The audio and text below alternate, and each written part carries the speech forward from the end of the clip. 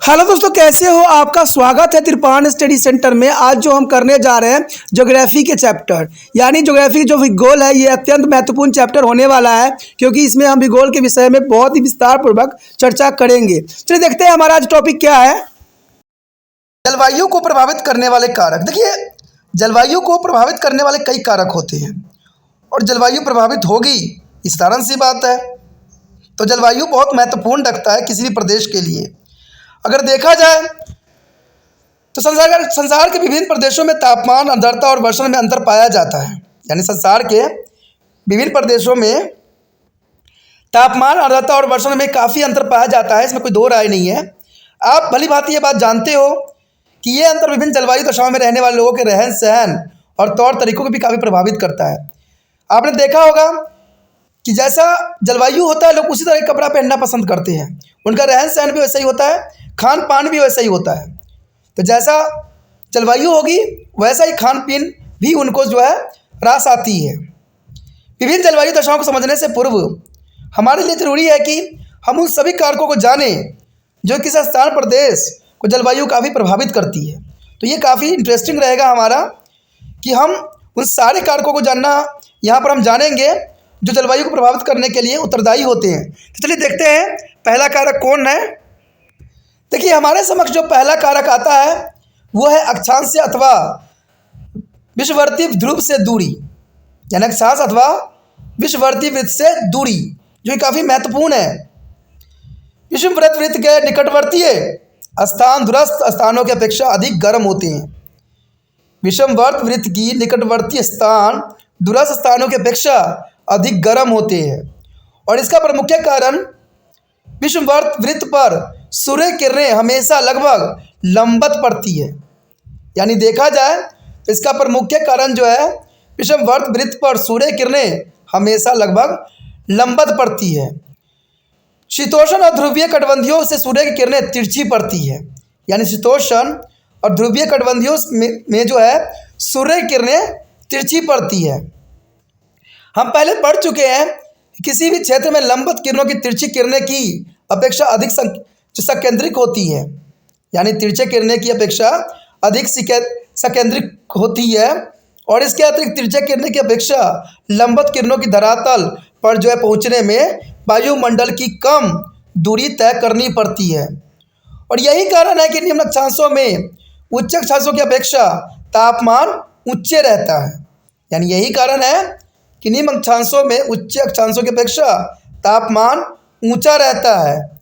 विषुववर्त वृत्त के निकट होने के कारण मलेशिया में इंग्लैंड विषुववर्त वृत्त के दूर की अपेक्षा अधिक गर्म पड़ती है। तो काफ़ी महत्वपूर्ण बात यहाँ पर पहले पॉइंट के अंतर्गत आती है। उसके पश्चात हमारे समक्ष है समुद्र तल की ऊंचाई। समुद्र तल की ऊंचाई भी कारक ऐसा है जो जलवायु काफ़ी प्रभावित करने के लिए पर्याप्त होता है। तो समुद्र के तल से ऊंचाई भी काफ़ी महत्वपूर्ण यहाँ पर अपना स्थान रखता है। हम सब जानते हैं कि पर्वत पर मैदान की अपेक्षा अधिक ठंडा रहती है। ये जनरल सी बात है कि आप जैसे इतनी ऊंचाई पर जाते जाओगे वहाँ पर आपको ठंड की मात्रा बढ़ती चली जाएगी।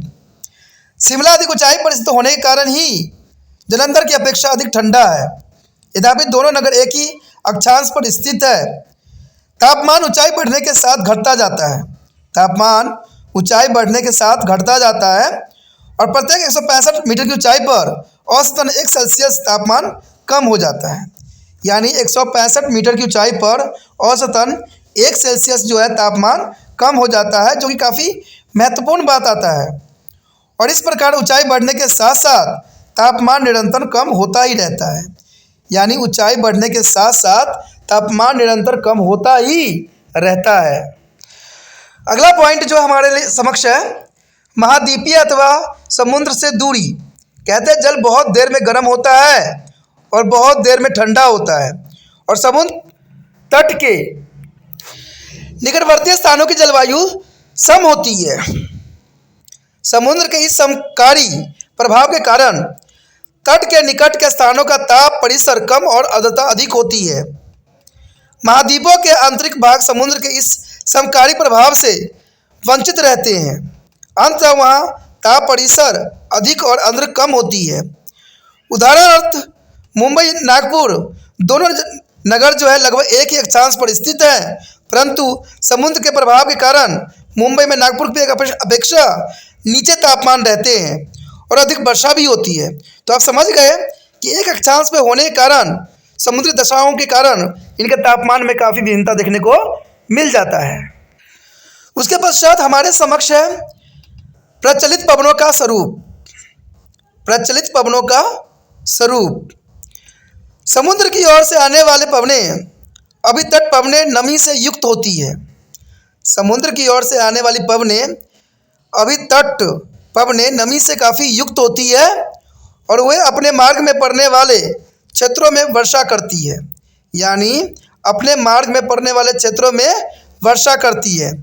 महाद्वीपों के आंतरिक भागों से समुद्र की ओर आने वाली पवनें अब तट पवनें या शुष्क होती है और वह वशीकरण से सहायक भी होती है। भारत में ग्रीष्मकालीन मानसून पवनें समुद्र से ही आती है, यानी भारत में ग्रीष्मकालीन मानसून पवनें समुद्र से ही आती है। अंततः वह देश के अधिकांश क्षेत्र में वर्षा करती है, यानी वह देश के अधिकांश क्षेत्र में वर्षा करती है। इसके विपरीत शीतकालीन मानसून पवनें स्थल भाग से आने के कारण सामान्यतः शुष्क होती है। तो ये काफ़ी महत्वपूर्ण बात यहाँ पर आ जाती है।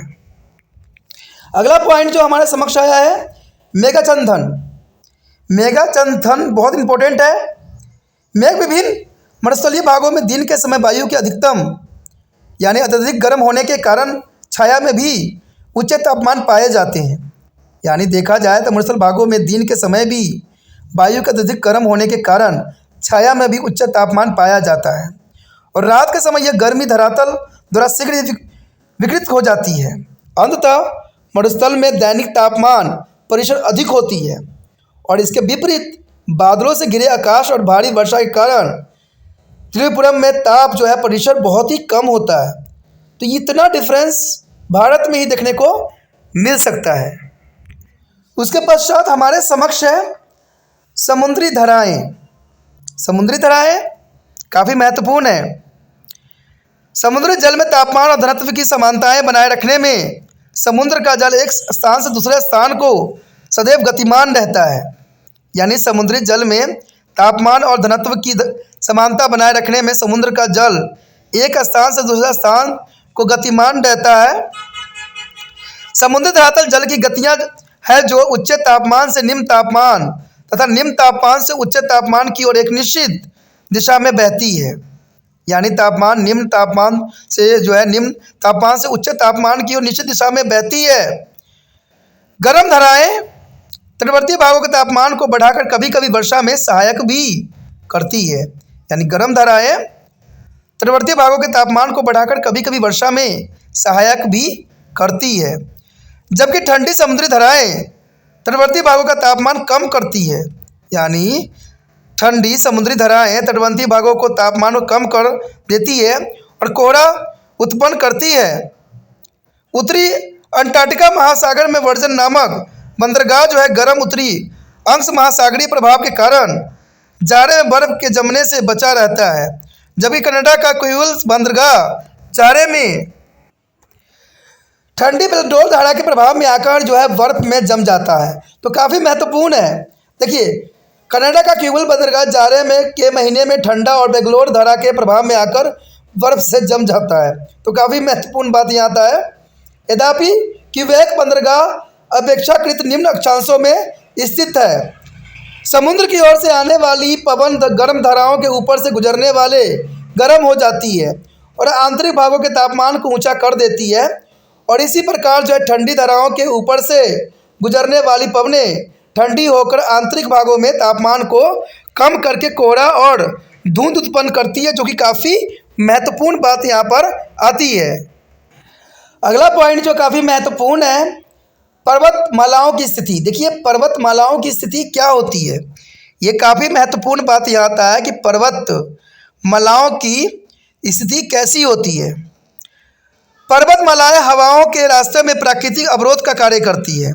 अगर पर्वतमालाओं की बात करें तो हवाओं के रास्ते में प्राकृतिक अवरोध का काम करती है, इसलिए जो है दूसरे देशों से आने वाली ठंडी या गर्म हवाएं हमारे देश पे प्रभाव नहीं डाल पाती है, क्योंकि पर्वतमालाएं उसके जो है एक प्राकृतिक रुकावट के रूप में उपस्थित है। समुद्र के आने और से आने वाली पवनें गर्म मार्ग में पर्वतों को आने पर ऊपर चढ़ने की बाध्य भी कर देती है। यानी देखा जाए तो समुद्र की ओर से आने वाली पवनें मार्ग में पर्वतों के आने पर ऊपर चढ़ने को बाध्य कर देती है और ऊपर चढ़ने पर तापमान गिर जाता है। ये तो आपको पता ही होगा कि तापमान जितना ऊपर ऊंचाई पे जाइएगा तापमान उतना कम होता चला जाता है और पर्वत मुख्य ढलानों पर जो है भारी वर्षा करती है। फिर वह पर्वतों की दूसरी दिशा में नीचे उतरती है, जिसे हम पवनाभिमुख ढाल कहा जाता है। यानी जिसे हम पवनाभिमुख ढाल कहा जाता है। पवनाभिमुख ढाल वर्षा रहित होती है तथा जो है विष्ट छाया प्रदेश कहा जाता है। महान हिमालय वाष्पयुक्त मानसूनी पवनों को जो है तिब्बत जाने में रुकावट पैदा करती है और उत्तर की ओर आने वाली ठंडी हवाओं को भारत में आने से रोकती है। इसी कारण से भारत के उत्तरी मैदान में भारी वर्षा होती है, जबकि तिब्बत एक अस्थायी विशिष्ट छाया प्रदेश बना हुआ है, जो कि काफ़ी महत्वपूर्ण है। उसके पश्चात हमारे समक्ष भूमि का ढाल एवं अभिमुखता। भूमि का ढाल एवं अभिमुखता बहुत ही महत्वपूर्ण टॉपिक है। भूमि का ढाल एवं अभिमुखता, देखिए भूमि के मध्य ढाल पर सूर्य किरणें का जो है संकेतन तंत्र होने के कारण ऊपर की वायु का तापमान बढ़ जाता है और तीव्र ढाल पर किरणों के फैलने के कारण तापमान कम हो जाता है और इसके साथ ही सूर्य के अभिमुख पड़ने वाली पर्वतीय ढाल जो अभिमुख ढाल वाले क्षेत्र से अपेक्षित गर्म होते हैं। हिमालय पर्वतमाला के दक्षिण ढाल उत्तरी ढालों की अपेक्षा अधिक गर्म होती है। तो ये काफ़ी महत्वपूर्ण बात यहाँ पर आता है कि भूमि के मध्य ढाल पर सूर्य किरणें का संकेंद्रण होने के कारण ऊपर की ओर वायु का तापमान बढ़ जाता है और तीव्र ढाल के किरणों को फैलने के कारण तापमान कम हो जाता है और इसी के साथ ही सूर्य के प्रमुख पड़ने वाले पर्वतीय ढाल विमुख ढाल वाले क्षेत्र से अपेक्षाकृत गर्म होते हैं। हिमालय पर्वतमाला के दक्षिण ढाल उत्तरी ढालों की अपेक्षा अधिक गर्म होते हैं। उसके पश्चात हमारे समक्ष है मिट्टी की प्राकृतिक और वनस्पति आवरण। देखिए मिट्टी की प्राकृतिक कैसी है और वनस्पति आवरण कैसा होना चाहिए। कहते हैं मिट्टी का गठन संरचना एवं संगठन उसकी प्रकृति को बताते हैं। यानी मिट्टी के गठन संरचना एवं संगठन उसकी प्रकृति को बताते हैं और ये गुण अलग अलग मिट्टियों में बदलते रहते हैं। यानी ये गुण जो है अलग अलग मिट्टियों में बदलते रहते हैं। पथरीली या रेतीली मिट्टी गर्मियों की सुचालक होती है। पथरीली या रेतीली मिट्टी जो है गर्मी के सुचालक होती है, जबकि काली चिकनी मिट्टी गर्मी के जो है जल्दी सोख लेती है। यानी काली मिट्टी जो है चिकनी मिट्टी गर्मी को बहुत जल्दी सोख लेती है। वनस्पति विहीन मिट्टियों से विकिरण तेजी से होता है। यानी वनस्पति विहीन, ये तो जनरल सी बात है, पेड़ पौधे नहीं होंगे तो वहाँ पर विकिरण जो है बहुत काफ़ी तेजी से जो है मिट्टी को सोखेगा। अंततः मरुस्थल दिन में गर्म और रात में ठंडे होते हैं। वन विहीन क्षेत्रों की तुलना में वनों से ढके क्षेत्रों में तापमान परिसर काफ़ी कम होता है। इन प्रमुख कारकों को सम्मिलित प्रभाव के कारण उच्च प्रदेश की पश्चिमी तटीय जो है भूमि या पूर्वी तटीय भूमि की अपेक्षा शीत ऋतु में काफ़ी गर्म रहती है। उत्पोषण कटिबंधों के निकट निम्न अक्षांशों की पूर्वी तटीय भूमि या पश्चिमी तटीय भूमियों की अपेक्षा काफ़ी ग्रीष्म ऋतु में गर्म रहती है। महाद्वीपों के सीमांतों पर सामान्यतः अनुसमुद्रीय जलवायु पाई जाती है। महाद्वीपों के आंतरिक भागों में महाद्वीपीय जलवायु पाई जाती है, जो कि काफ़ी महत्वपूर्ण है। और महत्वपूर्ण पॉइंट यहाँ पर जो है ये है कि किसी स्थान या क्षेत्र की जलवायु को प्रभावित करने वाले कारक कौन कौन से होते हैं। तो ये काफ़ी शॉर्ट फॉर्म है, आपको इसको लिख लेना चाहिए। किसी स्थान या क्षेत्र की जलवायु को प्रभावित करने वाले कारक कौन कौन से हैं। अक्षांश या विषुवत वृत्त से दूरी, समुद्र तट की ऊंचाई, महाद्वीपीय या समुद्री से दूरी, प्रचलित पवनों का स्वरूप, मेघाच्छादन समुद्री धाराएं, पर्वतमालाओं की स्थिति, भूमि का ढाल एवं प्रमुखता, मिट्टी की प्राकृतिक और वनस्पति की आवरण। तो ये काफ़ी महत्वपूर्ण यहाँ पर टॉपिक था जो जरूरी था एग्जाम व्यू से।